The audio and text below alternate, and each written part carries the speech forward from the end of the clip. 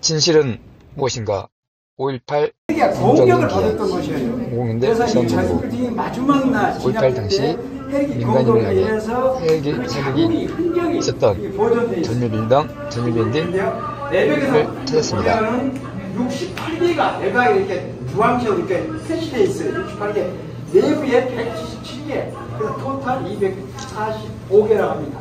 네, 그 부분을 제가 보여드릴게요. 그리고 이 내부에는 작품들이 있는데요. 자, 이동하시게요. 네. 자, 이쪽으로 오세요.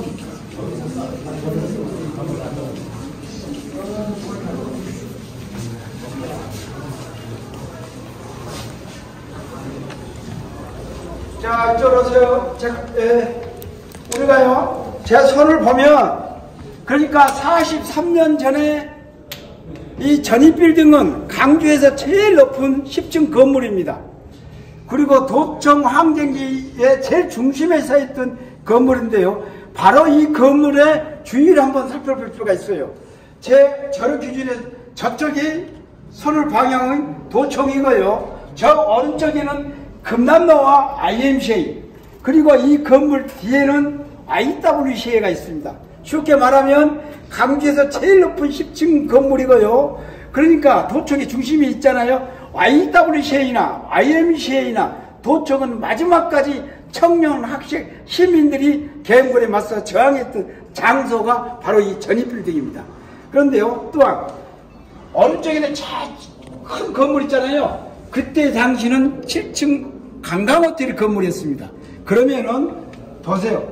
이 전방을 보면 거의 건물들이 장애물이 없잖아요. 4, 5층 건물밖에 안 되는 게. 그러면 혈기가 비행하기 마음대로 비행할 수 있는 조건은 되어 있는 거예요. 왜 이 전입빌딩은 공격했을까?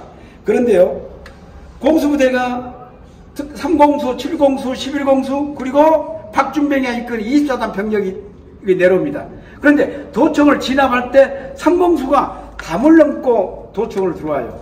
그러면 그래야 자기 병사들 보여줄 거니까 이 건물만 점령한 게 아니라 이 주위에 있는 바로 저 건물이 10층 건물이었는데 관광호텔도 점령했고요.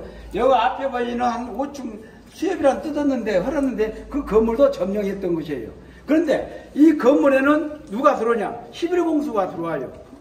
그러면 제가 왜 이야기를 하냐면은 이러한 흔적은요, 국가수 국립과학수사연구원에서는 이렇게 이야기를 해요. 이 주위에 10층보다 더 높은 공중에 건물이 없기 때문에 10층보다 더 높은 공중에서 헬기 사격에 의한 탄알의 자국 흔적이라 그렇게 판단하고 있습니다. 그런데요, 우리랑 전두환 세력들은 절대 헬기 사격이 아니다고 부인하고 있는 거 아니고요. 어떻게 이야기하냐? 공수부대들이나 군인들이 휴대한 총, 소총으로 사격을 했다는 거예요. 그러면 12공수가 들어와요. 들어와서 어디를 사격해야 돼요? 이곳을 해야 돼요. 뒷면 할 필요가 없잖아요. 들어옵니다. 그리고 그 사람들이 또한 바닥을 사격을 한다면 거리가 가깝기 때문에 유탄이 자기한테 들어와요. 또한 공수부대들이 특수한 훈련을 받았기 때문에 옥상에서 밧줄을 타고 내려오면서 사격을 한다 했을 때도 거리가 가깝기 때문에 자기가 위험합니다. 그리고 또한 관광호텔 7층 건물이잖아요. 저 건물에서 또 사격을 한다 하더라도 대각선 방향이기 때문에 맞지 않습니다. 그래서 그러한 부분을 작년에도 다시 국가수사나 5.18 진상조사위원회에서 다시 또 조사했어요. 그래서 이 부분은 헬기 사격에 의한 탄알의 흔적이다고 이렇게 판단하고 있습니다. 왜 그 사람들은 부인할까? 소총은 대모를 진압하다가 변명이나 할 수 있는 거예요. 자유권 발동, 내가 위험하니까 총을 쏜다. 그렇지만 헬기에서는 국민을 향해서 총을 쏠 수 없잖아요. 비인도적인 무기예요. 전쟁이 일어났을 때나 사기가 공격을 해야 할 무기예요. 적한테나. 그런데 국민에게 하면 안 되잖아요. 그래서 그 사람들은 자유권 발동이 되지 않기 때문에 항상 부인하고 있습니다. 자, 이동하시게요. 현장 중에서도 제일 국가수 국립과학수사연구원을 제일 중요하게 여기고 또 이 부분을 굉장히 중요하게 여겨요. 왜? 헬기 사격의 기장, 또 애국 이렇게 보도하고 있잖아요. 이 부분은 헬기는 공중에서 사격하면 밑으로 하잖아요. 그러면 거의 대각선이 이렇게 나가요. 이렇게 날아오잖아요. 그러면 이 부분은 헬기의 수평으로 날아가요. 밖에서. 밖에는 공중이잖아요. 공중에 비행체인데 헬기가 사격하는데 10도 내니까 천정이면 총탄알이 타도가 이런 식으로 날아가는 거예요. 이렇게. 그렇게 본 거예요. 약간 깊이하게 두 조각이 나는 거예요. 그런데 공수부대들이 부인들이 들어와서 사격을 이렇게 한다면 간통이 되겠죠. 서초를 때. 이러한 부분은 연출에 낼 수가 없는 거예요. 밖에서 이렇게. 그래서 이러한 부분은 국가서에서는 정확한 헬기 사격에 의한 탄알이 이렇게 한다고 있습니다. 그러시면 이렇게 불러보시고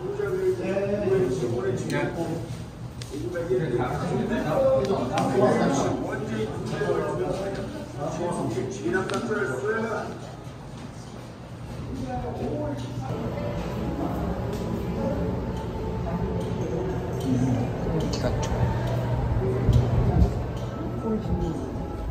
왜? 5월 15일까지는 전국 대학생들이 대만한 대학이었습니다. 흉기만 하면 대학교가 제일 많은 데 어디입니까? 서울이잖아요. 서울역에서는 10만이라는 그 많은 학생들이 모여서 대모를 했던 거예요. 그리고 정치 사람들이 굉장히 진박에 들어갔다는 자칫 다니다면 또한 전두환 시력 때 역강할다니 출직들이가 심사숙고 여러 억까지 발음이 있는데 정치 일정을 박혀라. 개혁을 했잖아요. 며칠 내에 우리는 밝히지 않으면 다시 시위를 하겠다고 해설하잖아요. 강주는 5월 15일은 이제 스승이는 강주는 5월 16일까지. 그런데 전남대학교에서 나가니까 휴교로 내려오자 0시에 17일. 이거를 내렸는데 계엄학교가 아니라 계엄령인데 제주도를 포함한 사실상 다 계엄령인데 포함한 계엄령 17일하고 18일이잖아요. 그런데 학교 가니까 휴교를 내는데 거기서 이제 항의할 거 아니에요. 거기서 발달 200명, 300명 발달합니다. 어떻게 했냐? 그런데 우리가 부마한 게 있잖아요. 삼공소 같잖아요. 삼공소 우리가 원래 베트남이 통일을 1975년에 합니다. 그리고 직업군들이 굉장히 그리고 충정작전을 계속 시위하는 대납 그 시위하는 진압 훈련을 하는 거예요. 그리고 명예 거주자들아요. 그러니까 애출도 안 되지. 나름대로 이게 성기를 나 있기요. 그만들어. 그리고 또 수술하는 또 학생들 이렇게 있을 거 아니에요. 그런데 부마항쟁이 일어나고 나서 강주가 8개월 후로 일어나잖아요. 그러니까 학생들만 보이면 그때는 대학생들과 적어요. 그러니까 대학생 또래 청년들이 어떤 순간 학생을 간주하고 어른 대로 가리켜준 거예요. 진압법 이런 식으로 길어요. 루프는 머리를 친 거예요. 머리 딱딱하잖아요. 무조건 깨져요. 피하면 어디가 맞아 여기 맞잖아요. 그럼 도망가면 3명, 4명 도망 어떻게 하잖아요. 군인들이 뒤에 총 150대인데 각개를 이렇게 짊어지고 이렇게 두고 엉덩이 두고 가는 거예요. 버는 대로 가려고 18일, 19일 다 빼져서 죽어요. 머리가 빼져서 맞아서 다 죽어요. 그런데 18일날 최초에 죽는 사람이 청각장애자예요. 청각장애 김정철이라고 청각 부스럽게 실수하니까 말을 못하니까 더 때렸을까지 두 개를 깨져서 저입자병원에서 수술받고 아니면 국고 통합하고 결국은 그러한 소문들이 관계 전체가 나는 거예요. 학생들만 보이면 다 때려 죽인단다. 그러면 강주에 있는 자식을 가진 대학생을 가진 청년을 가진 부모들 어떻게 불안하니까 솔직히가 날렸습니다. 자식을 빼돌리고 어떻게 시골에 있는 부모들 또 소음이 날 거 아닙니까? 그런 거예요. 그 사실은 그렇게 했어요. 그 사람들이. 그리고 19일, 18, 19일, 20일부터는 총으로 이렇게 학살해서 죽은 그런 부분이에요.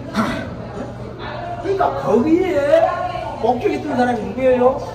시민들이냐? 시민들 우리 친 거예요. 거기서 기사들이에요. 택시기사, 그리고 시내버스. 그래서 그러한 사람들이 20일 날 250대를 차량식을 하는 거예요. 그 부분도 발달이 되는 거예요. 그게 바로 5월의 항쟁입니다.